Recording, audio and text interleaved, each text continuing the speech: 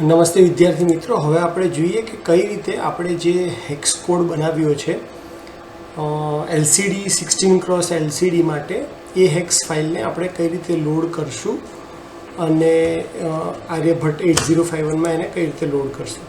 તો એના માટે સૌથી પહેલાં આપણે પ્રોગ ISP ખોલવું પડશે. હું અહીંથી પ્રોગ ISP સોફ્ટવેર ખોલી લઉં છું. પ્રોગ ISP ઓપન કરીએ ત્યારે આપણે ધ્યાન એ રાખવાનું છે કે આપણું જે આર્યભટ્ટ 8051નું બોર્ડ છે એ USB કેબલ સાથે કનેક્ટેડ હોય. આપણું ડ્રાઈવર ઇન્સ્ટોલ હશે કમ્પ્લીટ, તો અહીંયા આપણને PRG ISP જે છે એ ગ્રીન કલરમાં લખાયેલું હશે, PRG રેડ કલરમાં હશે, કાઢી નાખશો તો એ ગ્રે કલરમાં હશે. અહીંયા આપણો ચિપ નંબર લખાઈને આવવો જોઈએ 8089S52. ત્યારબાદ પ્રોગ્રામ જે છે એને લોડ કરવાની બે રીત છે.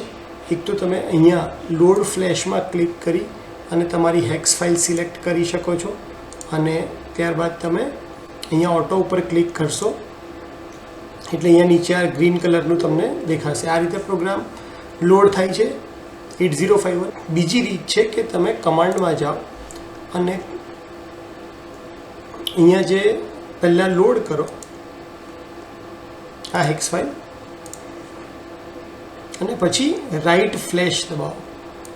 આ રાઇટ ફ્લેશ દબાવશો તો પણ સેમ પ્રોસેસ થશે કે તમારો જે પ્રોગ્રામ છે એ 8051ની ચિપની અંદર લખાઈ ગયો હશે અને પછી તમે હાર્ડવેર ચેક કરશો તો તમને એક્ઝેક્ટ આઉટપુટ આવશે.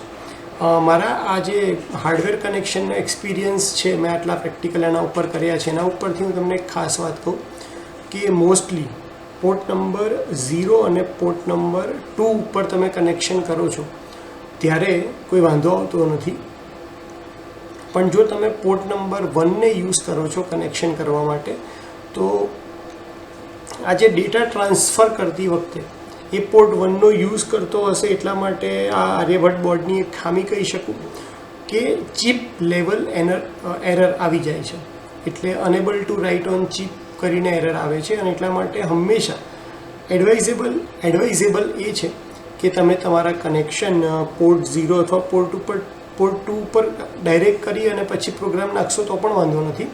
પણ કોઈ પણ ટાઈપની અંદર એક સ્ટાન્ડર્ડ જ બનાવી લો કે પહેલાં તમે તમારો જે કોડ છે એ એમને આર્યભટ્ટ 8051 બોર્ડમાં નાખી દો અને કોડ ટ્રાન્સફર થઈ જાય પછી જ હાર્ડવેરના કનેક્શન કરો.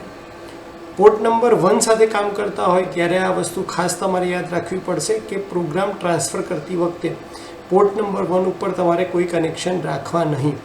પહેલાં પ્રોગ્રામ ટ્રાન્સફર કરી લો પછી જ તમે આર્યભટ્ટને બોર્ડની અંદર કનેક્શન કરી લો. પ્રોગ્રામ નાખ્યા પછી જ એના કનેક્શન કરજો. પોર્ટ નંબર 0 અને પોર્ટ નંબર 2માં એવો કોઈ ઇશ્યુ આવતો નથી. પણ એક સ્ટાન્ડર્ડ પ્રેક્ટિસ તરીકે હંમેશા કોડ પહેલાં 8051માં પછી જ તમે હાર્ડવેરના કનેક્શન કરજો.